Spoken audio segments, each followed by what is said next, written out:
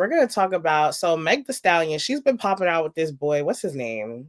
His name is A Chicago Bull NBA player. We don't even got to give him the clout because his it's name not is really Torrey about Craig, him. right? But so on a podcast that's called Three Girls, One Kitchen, Mm-hmm. this girl who's allegedly his ex named Olivia Davis they were having a podcast episode and they're basically talking.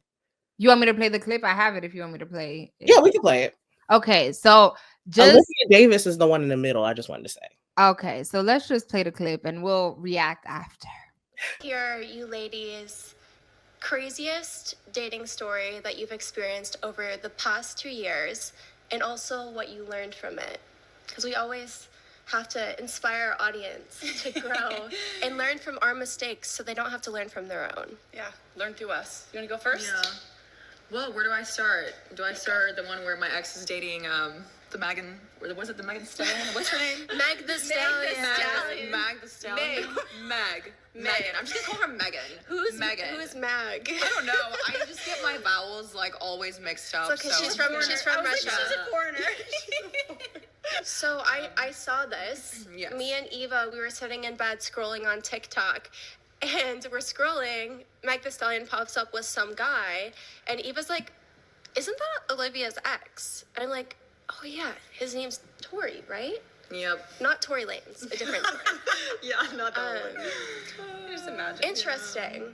Yeah. Interesting. I can't even get mad though, because it's like, damn, like that's kind of a flex, you know? Like Yeah. I can't even be mad at that at all because like I just wonder what his type is, because you guys dated, then he was talking to other girls when he was talking to you, and like they all look very like similar. Like you we all guys. looked, yeah. So I'm just curious what his type is. What I've learned in my 29 years, men don't have a type. They like whatever they like. It could be a wide range. Like, I truthfully don't know a man that is specifically like on point with one exact type, to be fair. Honestly, anything goes for some. It continues, and essentially she's like, "Oh well, men's type is pretty girls or something like that." So after that whole came out, there was a lot of backlash that came out, and everybody was just like basically coming at her because one is giving microaggression. How you mess up Meg Thee Stallion or Megan Thee Stallion, but you could say Tory, you could say all these other names, but whatever, we'll get into that. So later, after this happened, this was like 2 weeks ago or whatever, It was a long time ago, I fear. I think it was like maybe I think it was 2 weeks ago. At least that's when I saw it. But the reason why we're talking about it now is because TMZ had basically caught up with her, which looked very staged. They basically caught up with her outside of like a grocery store, and they basically asked her like, you know, how do you feel about all this backlash that you got? And she basically said that, you know, she claimed that the mispronunciation stemmed from English not being her first language. And she labeled it as being a stupid blonde moment. And she also mentioned that she has never been called racist a day in her life. So that was just so shocking and so confusing for her. And then she also made sure to point that her co-host was the person who brought it up, and that she didn't bring it up, mentioning the fact that his type is usually women who are like her. So for him to date Megan, it's like kind of weird and out of the normal.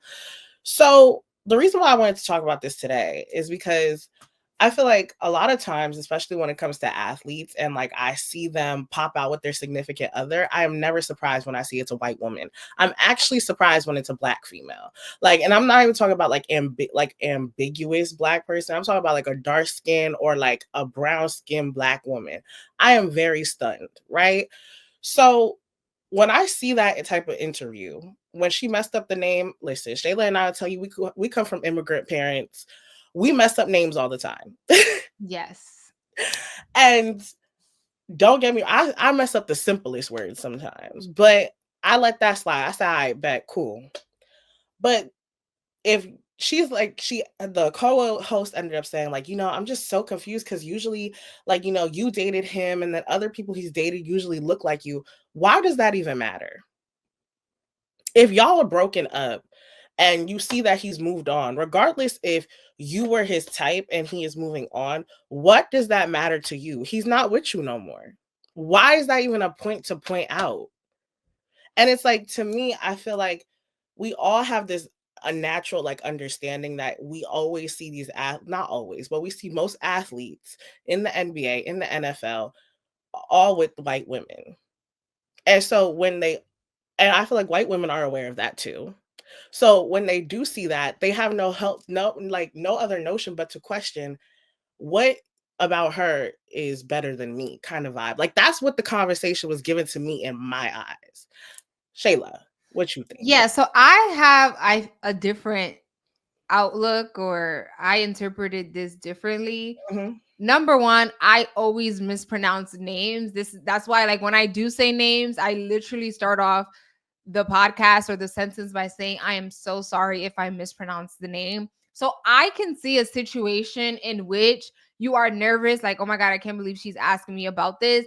And like you just mispronounce names. I believe that, of course, she knows who Meg Thee Stallion is. Not just because of the big artist that she is, but we're girls at the end of the day. I want to know who you're dating now. Point blank, period. I don't care if it ended in a bad terms. You are going to keep up with who that ex is, especially, I mean, not the ex, who this new girl is, especially if she's such an A-list celebrity. So I do think she did know how to pronounce the name. I do believe her in the fact that she said that she was nervous and she mispronounced the name. Number two, I think her friend did set her up, or the other girl, because she was like, why would the other friend even say that? Like, the friend was the one that was like, oh, I was surprised because da da da da da da da. And then she was the other girl was just like, and by the other girl, I mean, what's her name? Julia? What's her name? I think what? Look at me messing up right now, Olivia. And you know what's crazy? I'm not even trying to be shady right now. One of the girls is actually like real popular. Her name is like Lena. Girl, y'all about to come for me. You see, but let me just finish my point. I think Olivia did not intentionally mispronounce the name. As someone that mispronounces names, I can see it. I think her co-host was the one that set her up for failure by saying, oh, I was so surprised because she's so different. And of course, if I'm the person, I am going to agree with it. Yes, Megan is very different than the other girls that he has previously dated. Like, that is a fact. I'm not going to sit there and be like, oh no, they actually look like me, when it's very obvious that Megan is not Olivia, or clearly the other girls that he has dated. So that's that on that. And to the point of like athletes dating white women, I agree. Yes, the majority of them are white, but I don't think that they are the reasons why they're doing it. You know what I'm saying? Like, I think men as a whole are more, I think maybe white women are more like, they allow more things, like their personalities, whatever. Maybe that's the thing, but I also don't know. They also probably just go to these affluent schools that probably is just a higher white population, and they just, as life goes on, they just end up with the white people. I don't know, but I am pro minority relationships. And so to that point, so one thing I remember, like I saw, like, I don't know, I think this was like years ago, but they were saying how like a lot of like athletes are like promoted to more go towards white women because I guess like they're deemed more socially acceptable, or like in those spaces they know how to act better, or like they just cater to men differently. We know how to act. I'm not saying that's true, because I think, and if you put me in various spaces, I know how to act. I know how to read the room, but that's just me. Yeah. I do agree with you. I do feel like her friend did set her up. And I just feel like, I don't know, maybe this is me, but I feel like when people try to set me up in that type of way, like to like navigate me to saying something, I'm like, yeah, I'm gonna dead that. We're not talking about that. Like, there's even times where Sheyla and I'd be like, all right. Right, but I feel like, again, hindsight is 2020. So like now looking back at it, you're like, oh, I would have done this, I would have done this. But one thing about me, I'm very quick to clock somebody when they're wrong. But in this situation, I feel like from that clip, I didn't see enough to be like, oh, she's a racist. She's just stating, yes, his exes looked a certain way, different than Megan, and that is a fact. And I'm not saying she's a racist. No, but I'm saying there was comments saying that, calling her racist because of that.